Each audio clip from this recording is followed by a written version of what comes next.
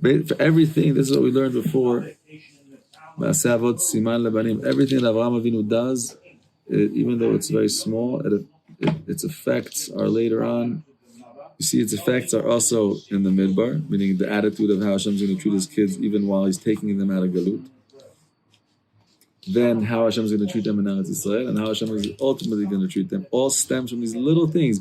This is a one event in our understanding of the Pshat, but understand how deep the echoes of his decisions, of his behavior, what it's doing to his kids. It's siman. It's like imagine a tiny little sign in the mind, in the brain, how the effects in the body. You can imagine in the seed, one little change in the DNA, the effects later on. Infinite difference, huh? This is what Hashem says.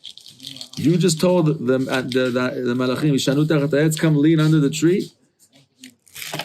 Thank you so much, Yehuda. In the desert, anan lemasach. I'm going to give them shiva ananei kavod. Imagine we were surrounded. Which nation, which person? If you know the deserts, I don't know if you guys ever saw a desert. Deserts are mighty. You've seen an ocean, right? So imagine an ocean of sand. Like endless. You could travel for days, for weeks. Huh? Sahara Desert, the African deserts, these deserts. The sandstorms there that are equivalent to storms in the ocean. Winds, currents, yeah, woof. You could see a mountain there and come back after a year, there's no mountain there. Some storm took it away and just flattened it out. the ocean, the desert, ooh. It's the toughest survival out of all the ecosystems. I don't know, maybe ice? What's tougher? Desert or ice? Desert. Yes. And it's there's nowhere to run from the heat. In the ice, you always have water. People live in the Arctic, they live in minus 60, minus 70 degrees. Not normal. They live, they have kids, babies are born there. Amazing, huh? The midbar is, the desert is tough. Desert is really, see also the animals of the desert, whoa, the trees of the desert. They could live with no water for a long time. The cactus lives dry his whole life. They get from the sun, from the dew. The Aborigines that lived in Australia before the white man. I read a very interesting. They lived in massive deserts. Australia is a big part, massive deserts then, and they lived in those deserts. These Aborigines, thousands of years before. How would they collect water? It doesn't rain. It rains very few times a year. They used to wake up early in the morning before sunrise and wrap themselves, everyone, man, women, everyone, with these gigantic cloths, the shmatas, and they would have these high fields of weeds, and that would get dew. In the desert, at night it gets cold. And from that contrast is dew. That's one thing. And they would run through these fields, and these shmatas would get soaking with the dew, and then they would squeeze it, and that's how they had water. Amazing, huh? Desert survival is a different level.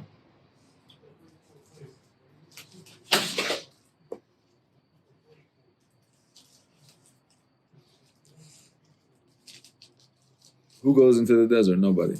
Imagine you see a nation, 600,000 families.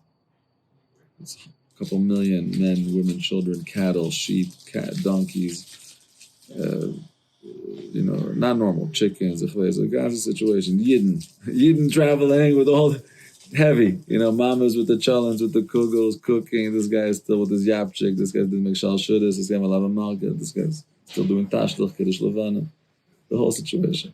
Everything with tons of stuff. Everyone's heavy, every Yid, with his family, with his kids. Who could survive in the desert? You're nuts. Imagine putting a family from Bar Park in the desert now. Toast after a couple of days. Toast. You wouldn't survive. No, you survive. No, how it gets in the desert. Night it's freezing. There's animals. Nothing. There's no life. Nothing. When Am Yisrael left, the nations were shocked. Not because only the destruction of the Egyptian Empire, which was itself a marvel. Not only the Nisim of Kriyas Yamsuf, that the whole world saw all the worlds of the world split. But just to see a nation that could be before, imagine as they approached Eretz Israel closer to the 40 years, what's the legend going on? This is a Meshiga nation. They're living, fruitful, multiplying, having children, surrounded with mysterious clouds, eating mysterious food, destroying every kingdom that they meet.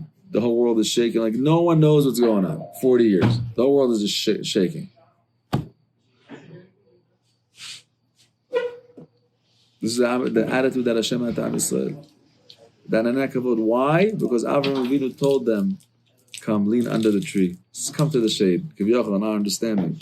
But understand the siman and understand in yourself the little thing that you do to someone. Here right now we're still under the echoes of this wrong thing that we said to someone. And we wish we didn't say, right? Imagine a small thing, how it echoes in someone, what it does, what it could mean in someone's life. Look from the little example in our life. A good decision that a person makes, a good midah, a good quality that a person decides. These are not small things. A human being is a repetitive, it's a cycle. What you do, what you're going to do, in Yiddish it says, right,